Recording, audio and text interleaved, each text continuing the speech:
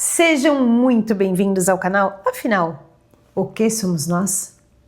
Assistam agora a segunda parte da entrevista da Carmen. Se você, por acaso, perdeu a primeira parte, não tem problema nenhum, é só acessar o link que está disponível para você aqui em cima e também na descrição do vídeo. Vai lá, confere a primeira parte e volta aqui para assistir a segunda.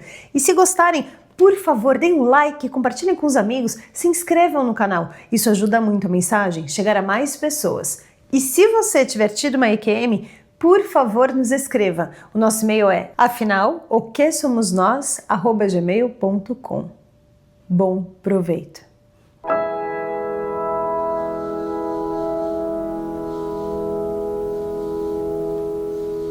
Você, quando estava contando sobre a EQM, num certo momento, quando eu perguntei sobre as camas, se você já tinha estado lá, eu não me lembrava da história que você tinha me contado por e-mail, que falava de uma vida anterior, né? um drama, e pelo que você falou aqui, essa questão das camas tem a ver com essa história. Agora eu peço para que você retome essa história, explicando o que aconteceu, onde você vivia, quando que você se lembrou dessa história, se você estava acordada, se você não estava, se foi de uma vez ou se foi em capítulos, por favor. Tudo começou num sonho. Eu sonhei que eu estava junto com uma pessoa, um jovem. Nós estávamos segurando a mão um do outro. Havia aqui do lado um muro gigantesco, até me lembra esse muro que eu estive, né? Mas não era. Era como se atrás houvesse plantações, coisas assim. E ele estava se despedindo de mim. Isso era no meu sonho. E eu não queria, eu não entendia por que ele tinha que ir embora. E ele dizia que não podia ficar comigo. Foi quando algo me chamou a atenção. Eu estava segurando a mão dele e algo me fez olhar para alguma coisa que fez um ruído. E quando eu retornei para olhar para ele, ele já não estava mais comigo. Já tinha desaparecido. E eu chamei pelo nome, Aires. Aires, eu só chamei ele assim. Eu acordei chamando ele. Foi quando eu voltei a mim. Então, isso ficou registrado na minha mente, esse sonho. Foi um sonho que ficou registrado. E aí, eu ainda era jovem, ainda estava com, acho que 22 anos. Eu me casei com 27, vim para cá, para a Bahia, com 30 e poucos anos. Então, eu ainda era solteira, ainda era jovem, e voltei a mim desse sonho com essa lembrança dele, desse rapaz. E da despedida, que eu não entendia por que aquela despedida. Então, quando eu vim morar, depois que eu me casei, que eu já tinha tido os 2 filhos, e vim para Salvador, conheci, né, no lugar onde eu fui morar, uma pessoa que depois se tornou minha comadre. E eu conversando com ela, comecei a contar sobre esse sonho, né? Porque eu não esqueci mais esse sonho. Você tinha quantos anos quando você teve esse sonho? Eu aproximadamente uns 22, 23 anos. E só ficou na minha mente o nome do lugar, Fazenda Alto do Ipê, e o nome da pessoa, Aires. E o nome que eu tinha repulsa, eu ainda não me lembrava, né, o que era. Senhor de Passos, eu só lembro isso do nome, Senhor de Passos. E aí eu contando para minha comadre, né, depois que eu vim, pois tanto tempo passou, tantos anos, né? E aí ela disse, Carmen, existe uma Fazenda Alto do Ipê aqui na Bahia. Pronto, quando ela falou isso, eu disse, eu quero conhecer, eu preciso conhecer, eu tenho que ir lá, eu quero ver como é, eu preciso ir. E aí ainda demorou alguns meses para que isso acontecesse. Até que surgiu a oportunidade, meus filhos estavam na escola, era de manhã, e o colega dela, dessa minha comadre, na época ainda não era minha comadre, ele se ofereceu em levar a gente nessa fazenda. Era em Simões Filho. Então, o percurso era assim, devia ser 1 hora e pouca, 2 horas, até chegar lá, né? Então eles foram, eu vim atrás no carro e olhando, né, as coisas, até que começou a aparecer pés de eucalipto, aquele aroma do eucalipto entrava no carro, né? As folhas, elas cheiram. E aí, quando eu comecei a sentir esse cheiro, eu comecei a ficar tensa, como se alguma coisa já viesse na minha mente de lembranças que eu não queria ter. Mas eu fiquei quieta lá. Quando nós chegamos na entrada dessa fazenda, ela já não era mais aquela fazenda, ela já tinha sido dividida em fazendinhas, né? Mas tinha a entrada, tinha um portão, né, de pau, de madeira. Nós entramos, ele foi, estava aberto, ele entrou, a gente entrou assim, desviou para uma subida, subimos aquele lugar ali, lá de cima nós paramos e saímos do carro e fomos olhar lá para baixo.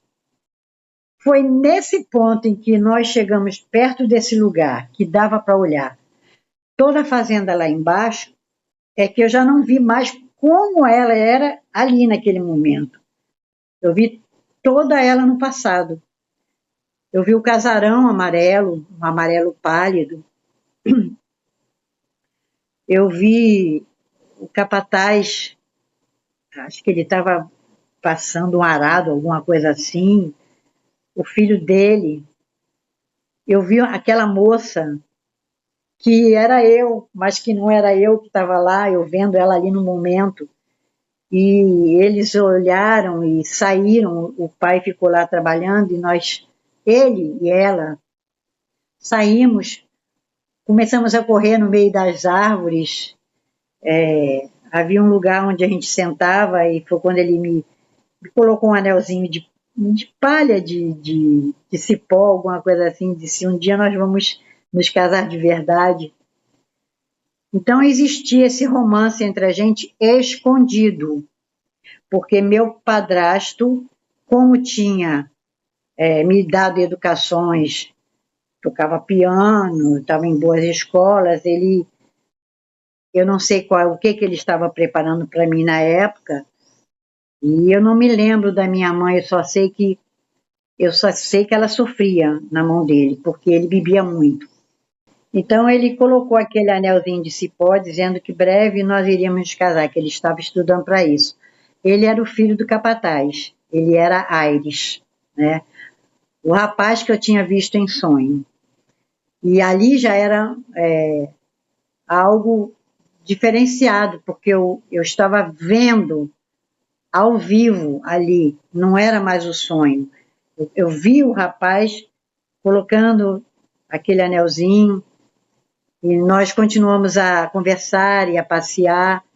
E tudo isso, naquele momento, você estava visitando a fazenda e, de repente, é como se você entrasse num transe e visse tudo isso? Tudo isso. E aí foi quando eu pedi, vamos embora daqui, eu quero ir embora, porque eu comecei a ficar com medo. Quando eu vi aquela cena, e eu comecei a sentir... Que cena? Na cena de que eu estava com ele ali, ele colocando aquele anelzinho, e a gente de mão dada correndo, e aí eu comecei a sentir que alguma coisa iria acontecer, e eu não queria ver, eu comecei a ficar nervosa. E eu comecei a dizer, eu quero ir me embora daqui, eu quero ir me embora, porque alguma coisa dentro de mim dizia que eu não queria continuar a ver aquele lance que eu estava vendo ali no momento, entendeu? Eu queria me embora dali. Aquele lugar me causou medo, então, né? E foi quando eu comecei a ficar nervosa, aí Cristina foi, a gente entrou no carro e viemos embora. Desde o momento que eu entrei no carro, eu entrei em depressão. Você me contou muito mais. Você me contou da sua relação com o padrasto, de tudo. Isso não foi na hora que você estava lá em frente na fazenda? Não, não. Foi nesse momento eu só vi aqueles flash, né, da gente junto, do anelzinho, da fazenda, do pai dele estava capinando alguma coisa assim.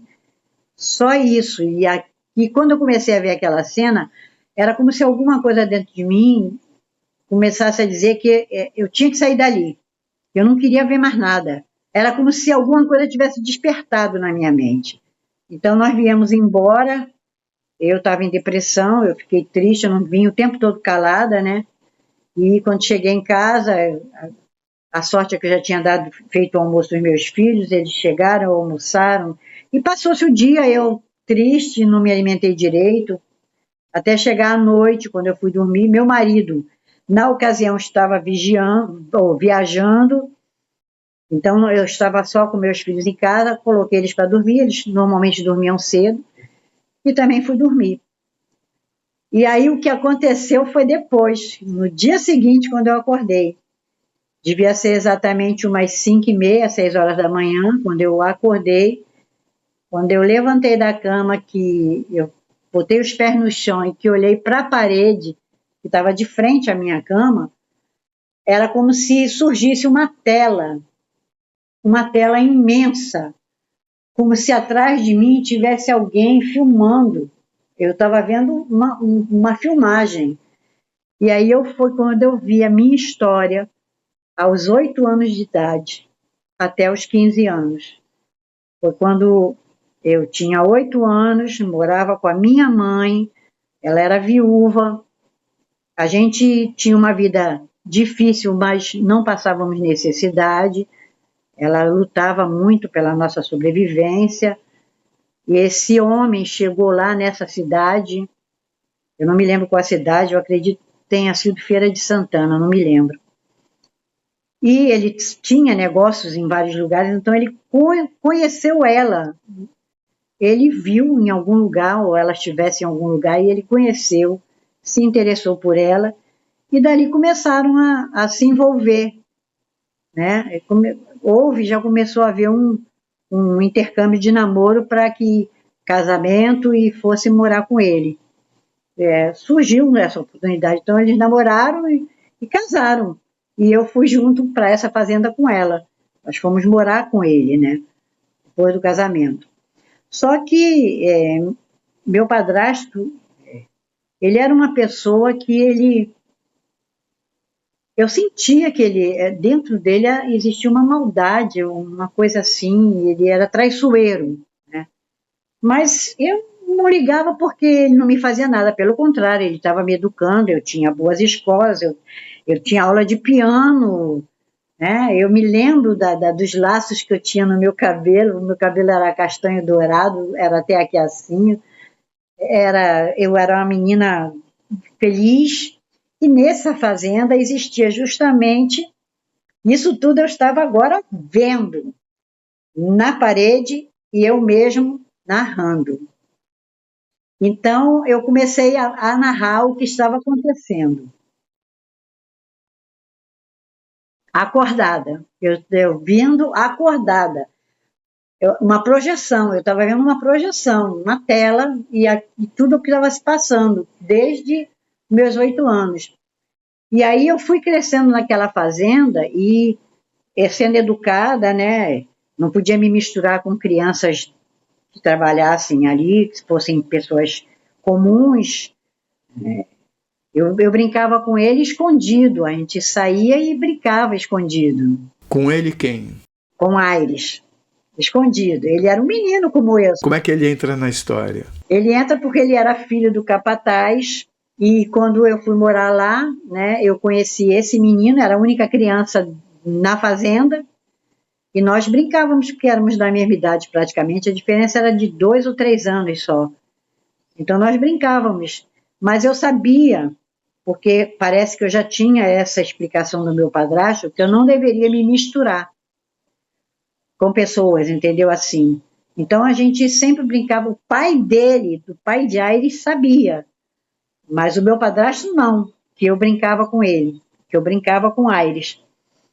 Então nós sempre mantínhamos uma certa distância da onde tinha o casarão para um lugar mais afastado para a gente brincar, né? E nós fomos crescendo assim, passando os anos, né? Então, quando chegou nos meus 14 para 15 anos, já estava próxima a minha festa dos 15 anos, foi quando ele colocou a gente estava brincando ali no meio das árvores e tinha um pedaço de cipó. Ele tirou aquele cipó e fez um anelzinho e disse: quando nós estivermos formados, nós vamos nos casar. Era como se fosse uma promessa, né? Ele estava com 17 anos Eu estava com 14 para fazer 15 e ele para fazer 18. E aí foi quando foi passando o tempo e se aproximou a festa, né? O dia da festa. Então eu me lembro que eu vendo ali na tela, né? Eu sentada, tinha uma penteadeira diante de mim, aquelas penteadeiras antigas, eu me vendo no espelho, me arrumando. Eu me lembro que tinha um laço cor-de-rosa de cetim na minha cabeça e o cabelo aqui todo arrumado e eu olhando e dizendo assim, depois da festa eu vou me encontrar com ele para a gente dançar a valsa, porque eu sabia que não ia poder dançar com ele. Então eu estava nesse pensamento, foi quando a porta abriu. Quando a porta abriu, entrou meu padrasto. E eu achei estranho ele ter aberto a porta sem bater, porque era o costume, né? Porque não se sabia como ele ia encontrar a pessoa no seu aposento. Ele entrou, eu estava sentada e eu olhei para ele e achei estranho, não comentei nada, achei estranho. Ele veio se aproximando e disse, vim dar o abraço à aniversariante, para depois nós descermos para o baile. E aí ele me segurou pelas mãos, me levantou de onde eu estava, e foi quando ele me puxou para perto dele e me abraçou. Quando ele me abraçou, eu senti que não era um abraço de pai. Eu senti medo dele, ele já estava assim, cheirando a álcool, e aquele aperto foi além do que deveria ser. Então eu empurrei ele com todas as minhas forças e fiquei olhando para ele assim. Ele disse assim, ó, vamos descer, depois nós conversamos. E foi quando ele me pegou a mão de novo e me botou no braço dele assim, fomos descendo as escadas, né? O pessoal lá vendo, nós descemos a escada, né? Meu padrasto foi buscar a enteada para dançar a valsa. E aí nós dançamos, eu dancei com ele, mas com aquele ranço, sabe? Aquele nojo de estar ali perto dele. E dançamos. E aí, quando terminou a valsa, aí começou todo mundo conversando, bebendo, e alguns dançando, e ele bebendo demais. E eu, quieta num canto, já não me lembro mais de ver minha mãe nesse inteirinho. Não consigo mais me focalizar na minha mãe. E aí eu só tinha um pensamento, quando terminasse a festa eu ia me encontrar com Aires, lá, próximo onde ele estava com o pai. E todo mundo foi se despedindo, né? Ele já tinha bebido demais, deve ter ido dormir, porque o pessoal foi indo embora. Naquele momento eu não vi mais ele e consegui sair. E fui em busca de Aires, né? Aí chegou num determinado lugar, lá perto era uma casa pequena, era a casa onde eles moravam mesmo, dentro do terreno. E aí ele veio, me segurou as mãos, eu disse, eu vim dançar com você a valsa. Aí nós fingimos que estávamos dançando, né, imaginando a valsa, e foi quando eu disse para ele, vamos fugir daqui. Eu já estava com aquela impressão do meu padrasto, né? Então eu disse, vamos fugir. E ele disse assim, ele não sabia. Ele disse, não podemos fugir agora. Como eu vou te cuidar? Como eu vou poder te tratar? Sem condições, eu tenho que me formar primeiro. Quando eu me formar, a gente se casa e eu vou te dar pelo menos alguma coisa melhor do que você merece ter, você vai ter tudo que eu puder te dar. Você contou que ele estava estudando medicina, é isso? É. E foi quando eu não quis contar para ele no momento, né? E voltei para casa. Aquele dia passou, eu dormi. No dia seguinte, como eu sempre fazia, né? Comia alguma coisa e saía para ir buscar a Aires, para a gente conversar. E aí nós ficamos um tempo juntos, não tocamos mais no assunto de fugir, né? Mas a gente já tinha a promessa de que um dia nós iríamos descasar. E ficamos ali, e foi quando chegou o horário que eu retornei para casa, para o casarão, E quando eu cheguei lá, ele estava lá, o meu padrasto, e parece que ele já tinha bebido alguma coisa novamente. E aí foi quando ele veio se aproximando de mim, querendo me tocar, e eu disse para ele, não me toca. Minha mãe não estava ali, eu estava me sentindo abandonada, eu não sei onde estava minha mãe. E aí eu disse, não me toque. Ele disse, você pensa que eu estou criando você para quê? Aí aquilo que ele falou foi um choque para mim, né? Então eu disse, você não vai conseguir nunca o que você quer. Aí foi quando eu contei. Eu disse para ele, eu gosto de Aires, eu vou me casar com Aires, eu vou pedir a ele agora para a gente fugir. Vou contar tudo o que está acontecendo e saí correndo. Voltei para lá, da onde eu tinha saído, correndo, atrás de Aires. Aires estava... Essa lembrança eu tenho viva na minha mente. Quando eu cheguei, que eu vi ele a uma certa distância, com o pai, eles estavam mexendo em alguma coisa, os dois juntos, eu vendo essa imagem na minha frente, e atrás de mim, ele veio de cavalo, né? Ele veio montado no cavalo, e eu gritei, Aires, da onde eu estava eu gritei, Aires, e aí os dois olharam, o pai e o filho, e ele atrás de mim gritou o meu nome, Isabelle, volte para casa. Quando ele falou isso, eu fiquei parada, olhando para frente, e Aires olhou para mim e disse, obedeça seu padrasto. E aí ele não sabia de nada, né? Ele só me disse isso, obedeça seu padrasto. Porque eu acho que o que ele percebeu foi que o meu padrasto tinha descoberto sobre nós e iria querer conversar com ele. Ele só pensou isso, ele não sabia que existia alguma coisa por trás disso.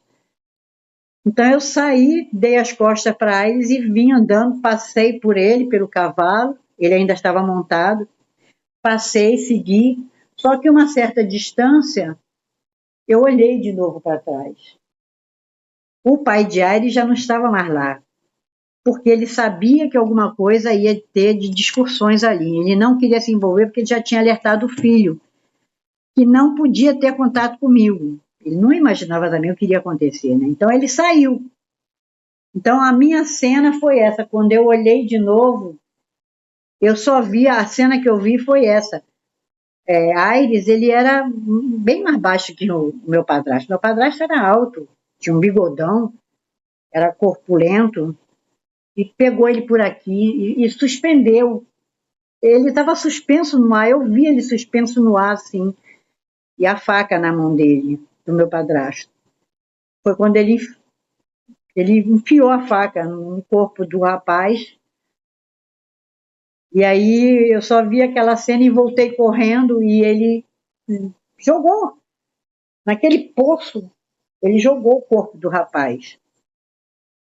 E aí subiu, montou o cavalo, seguiu o caminho, passou por mim, eu gritando, fui até lá, e olhava pelo poço e não via nada, porque era escuro lá embaixo, mas eu sentia o debater na água, era como se ele não quisesse se afogar, ainda estava vivo, e eu gritava pedindo socorro, alguém me ajude, ninguém me ouviu, e aquele silêncio depois, né, acabou, não havia mais barulho de água batendo, e eu chorando ali, deitada ali no poço, chorando, e aí aquele ódio cresceu em mim, aquela raiva daquele homem, né, que matou aquela pessoa.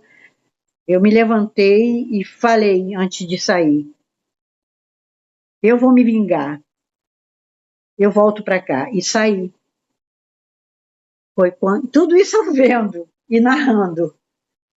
Eu voltei para o casarão, eu fui direto para era uma saleta que tinha um armário de vidro e existia vários tipos de vidros de venenos, né? Cada um para uma determinada coisa na plantação, para animais peçonhentos. Existia vários tipos de veneno ali, né? Eu nem sabia qual deles, eu sei que eu peguei um. Eu peguei um daqueles venenos, saí da casa de novo, voltei para lá pro poço. E ali no poço mesmo eu disse para ele, a gente vai se encontrar, eu vou me encontrar com você, onde quer que você esteja. Foi quando eu tomei o veneno. E o veneno fez efeito. Eu só me lembro que, de repente, eu estava viva, mesmo tomado o veneno, mas dentro de mim existia um ódio muito grande, e eu comecei a procurar Aires, e não achava onde eu estava. Eu fui parar num lugar horrível, era fedia a podre, sabe, a carniça. As pessoas também lá cheiravam e gritavam, e eu estava ali no meio delas também, me sentindo fedendo, e comecei a encontrar pessoas daquelas que tiveram convivência com aquele homem, com aquele meu padrasto. Uns eram donos de fazenda que foi arrebatada por ele em jogos, traições, roubalheiras. Outros se suicidaram, outros foram mortos por ele, homens traídos pelas mulheres deles que conviveu com esse homem, e eles estavam ali fomentando o mesmo ódio por ele, entendeu? Então eu me juntei a eles, eu me uni, a sintonia era igual, né? Porque eu também sentia ódio dele. E como se não bastasse, era como se eu tivesse me tornado um líder ali. Porque eu consegui fazer com que eles viessem, vamos perturbar, vamos infernizar a vida dele. E foi quando nós começamos a infernizar a vida daquele homem. Eu nunca, nem me lembrava mais de nada, não me lembrava de Aires, não me lembrava de fazenda, não me lembrava de mãe. O meu foco era ele. Eu tinha que acabar com a vida dele. E foi tanto inferno na mente dele que ele não aguentou, né? Parecia loucura, e ele acabou desfechando um tiro nele mesmo. Pronto. Ali o prazer começou, porque aí ele estava à mercê de todos nós que estávamos em outra dimensão. Ele passou a estar nessa dimensão. E aí foi um inferno a vida toda dele, enquanto nós estávamos infernizando ele. E passamos, eu não sei quanto tempo passou, eu não sei quantos anos, quantas décadas, eu não sei. Eu sei que, de repente, um dia, uma memória veio na minha cabeça. Eu vi a fazenda de novo. Eu vi o rapaz correndo comigo. Eu vi o cipózinho sendo colocado no meu dedo. Eu vi a promessa. Eu vi minha mãe chorando. E aí é que eu percebi o que eu estava sendo agora naquele momento, né? Eu estava totalmente deformada de ódio. E aí eu me joguei no chão e comecei a chorar. Gritei por Deus, gritei por Deus. O que eu fiz, o que eu fiz? E aí foi quando surgiu essa voz. Eu não vi quem era. Eu não sei se era criança, eu não sei se era homem, eu não sei se era mulher, não sei se era de idade. Eu só ouvi a voz. Está na hora de você sair daí. Eu senti que uma mão se estendeu para mim. Eu senti que eu segurei uma mão, mas eu não vi a mão. Eu senti que eu estava sendo levada. E foi quando, nesse levar, eu fui justamente parar neste lugar em que eu estive, na EQM. Nesse lugar onde vi, tinha esse portão, e que eu estava lá dentro. Eu vi a cama, eu fui deitada naquela cama, a mesma cama que estava bem baixa, né, mas que flutuava. Aquele homem que era o mesmo que eu tinha visto na EQM, mas só que nesse dia e nesse tempo, naquela época, naquele ano, naquela década, eu realmente entrei.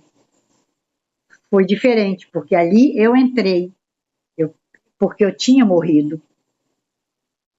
Então eu tive direito de entrar para ser tratada. Então a EQM me lembrou justamente nessa fase, quando eu vi aquelas camas do mesmo jeito que quando aconteceu na EQM, que era a mesma coisa, tinham 3 pessoas, só que eu não era eu ainda, ali não era eu. Mas provavelmente uma daquelas que eu vi na EQM era aquela menina que se suicidou. Você está dizendo que você pode ter estado simultaneamente, quer dizer, você olhando para você no passado naquela cena da EQM. É isso que é como se eu tivesse ido no passado, vivendo o presente. Eu não consegui entender, eu sei dizer que aconteceu a mesma cena, só que na EQM eu não entrei. Não era a minha hora de ir, né? E lá eu entrei. E quando você entrou, você teve contato com esse mesmo homem? Com esse mesmo homem. E você se lembra de mais alguma coisa que possa relacionar as 2 ocasiões? Por exemplo, como eram as camas, como era a sala? A sala, ela também era do mesmo jeito. Eu só tinha, não tem jeito, eu tinha aquela visão daquela parte branca. As camas eram 3. Camas eram 3. Eu vi 3 camas. Tinham 2 pessoas também. Na EQM e nessa visão que você teve olhando a tela, também eram 3 camas? Também eram 3 camas. E a mesma pessoa olhando do mesmo jeito que estava. Dessa vez eu estava na cama sendo vista por ele. Eu tenho poucas perguntas a fazer. A história é muito impressionante para mim, mas eu pergunto, e daí? Como é que terminou essa experiência olhando para a parede?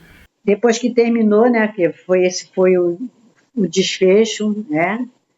Eu chorando e vendo tudo aquilo aí passou, me aliviou em um certo ponto. Você chorando, aqui olhando para aquela visão na parede, é isso? Isso, porque em tudo que eu vi, eu fui narrando. Não havia narração na tela, eu estava narrando aquilo que eu estava vendo passar, eu estava narrando todo o acontecimento, como se estivesse aqui na minha mente sendo passado para lá, entendeu? Narrando, eu não entendi. Você narrou pra gente agora aqui. Lá você só assistiu. Quando eu estava assistindo, eu estava narrando, ou vendo as cenas, e eu mesmo falando sobre as cenas, chorando. Você se lembra de estar narrando e chorando enquanto você via aquelas cenas? Isso. Eu narrava. A cena era como se fosse um filme mudo. Eu é que estava falando. Todo o decorrer do que eu via, eu fui narrando. Como se era aquilo que eu estava vendo ali, era aquilo que tinha acontecido, né? Tudo que eu passei. Quando eu sentei na cama, que eu olhei para a parede, surgiu a tela. E quando surgiu a tela, era como se atrás de mim tivesse a máquina de filmar, tivesse projetando lá. Era como se tivesse sido projetado por trás de mim.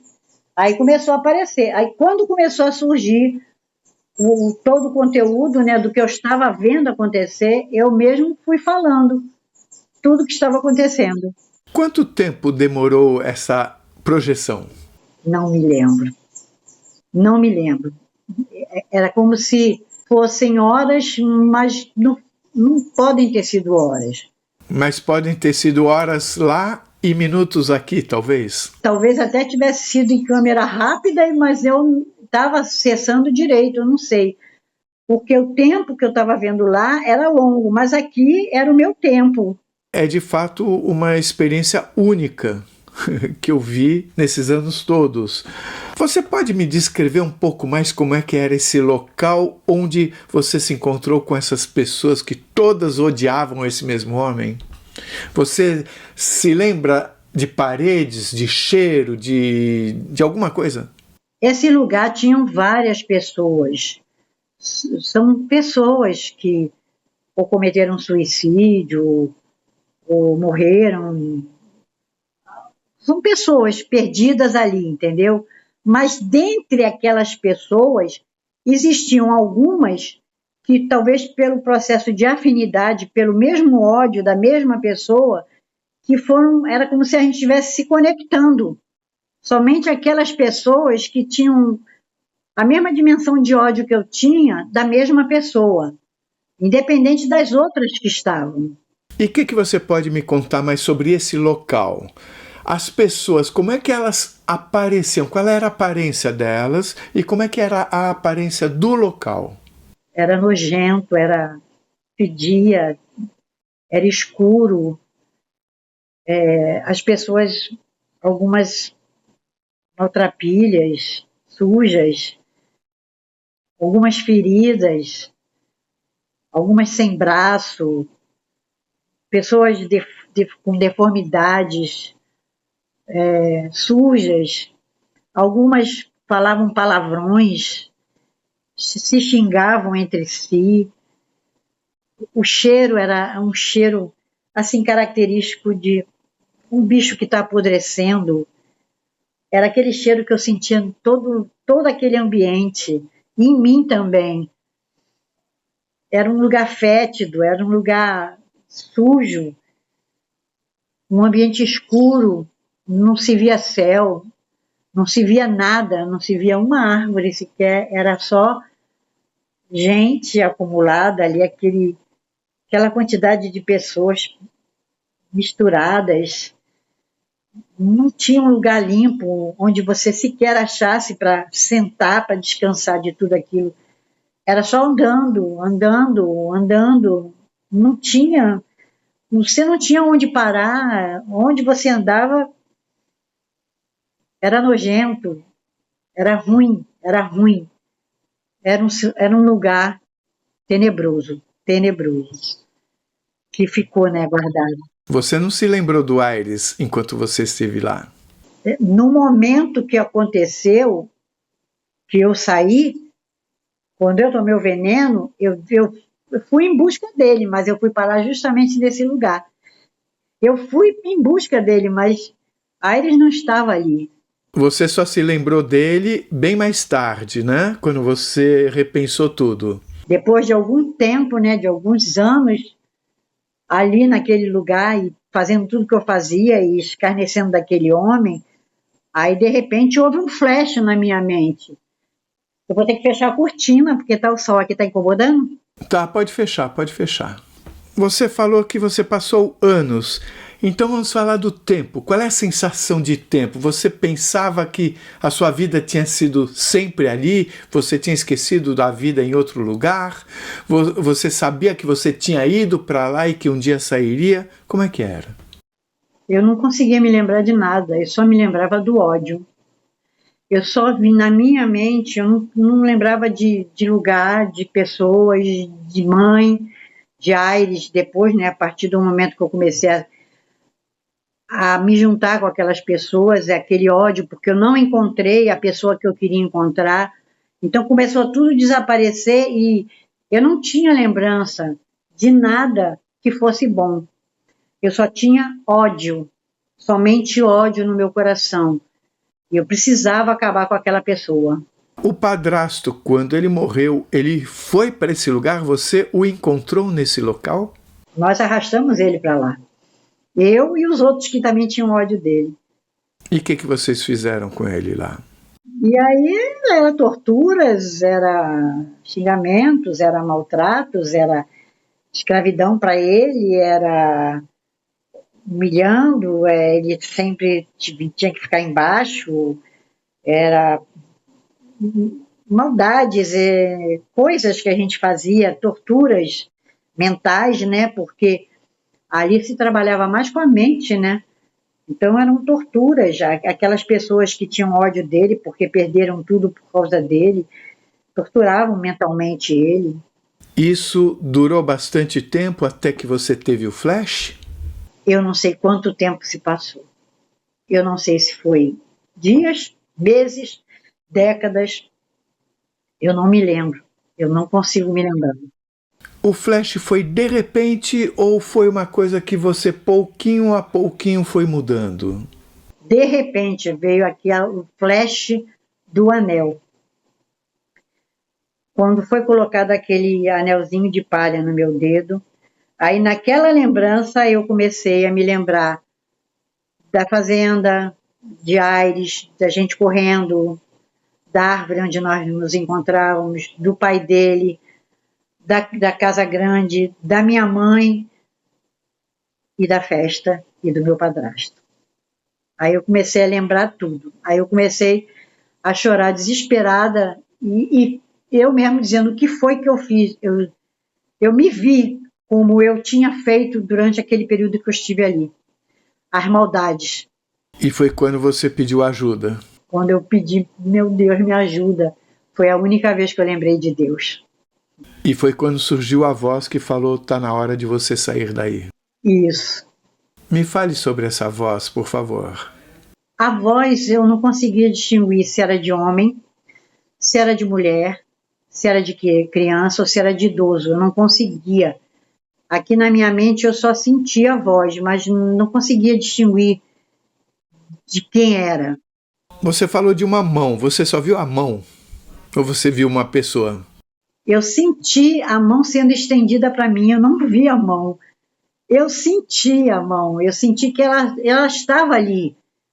Quando eu fui com a minha mão para segurar aquela mão, eu segurei, mas eu não vi a mão.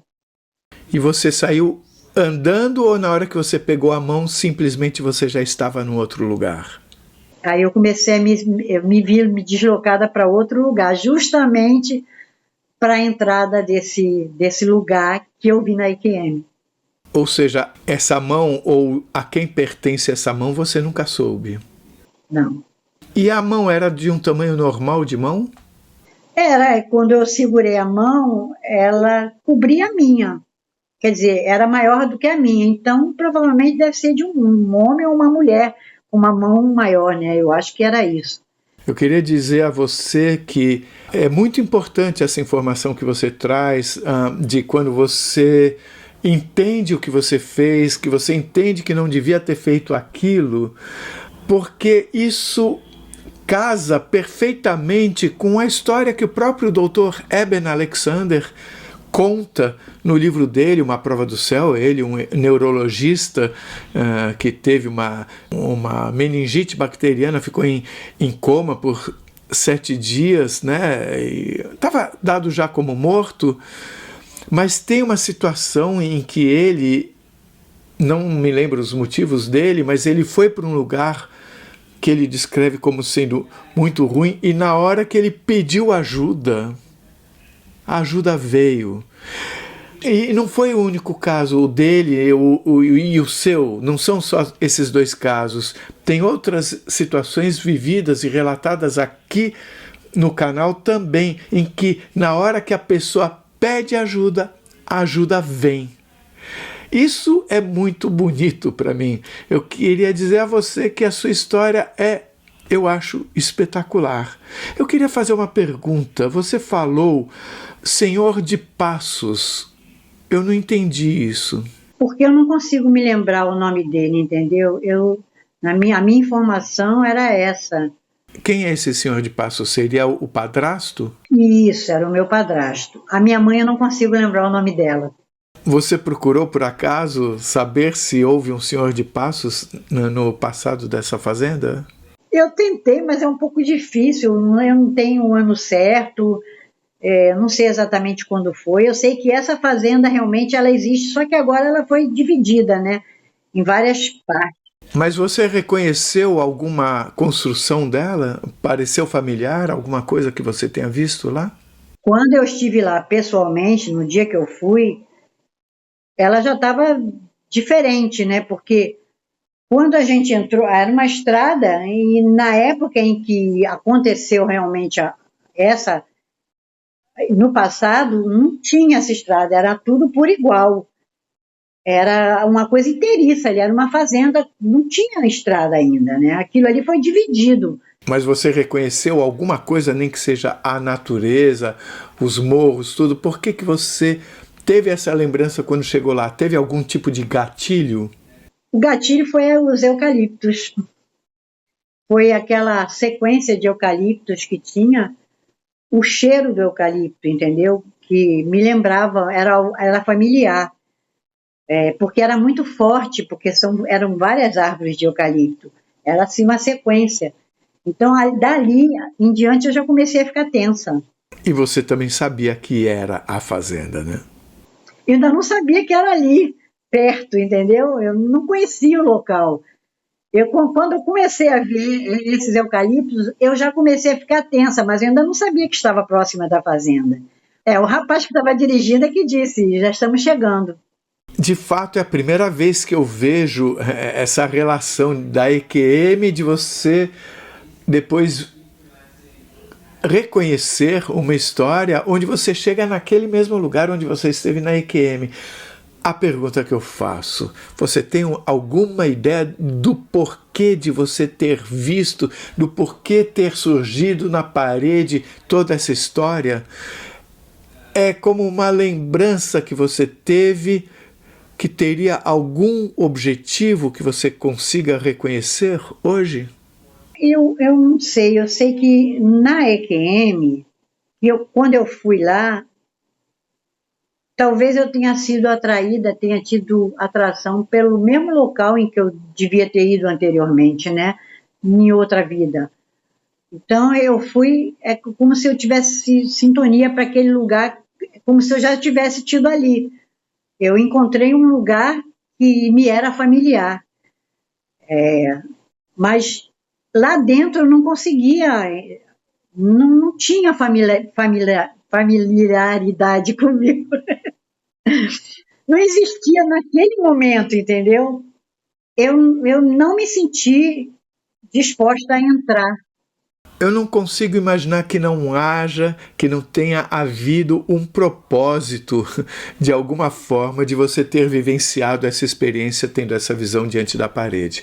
Eu pergunto, você ter vivenciado tudo isso modificou você de alguma forma? Assim, eu consegui entender um pouco mais o que aconteceu no decorrer da minha vida com meu ex-marido e com meus filhos, entendeu?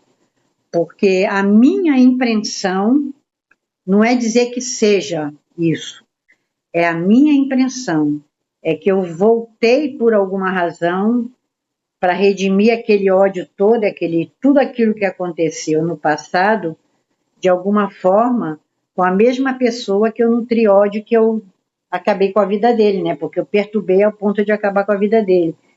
Então, eu não estou dizendo que seja, eu estou achando que possa ser, pelas características do meu ex-marido, da pessoa que viveu comigo e que cometeu aquele crime comigo, né, e que eu cometi com ele, o senhor de Passos.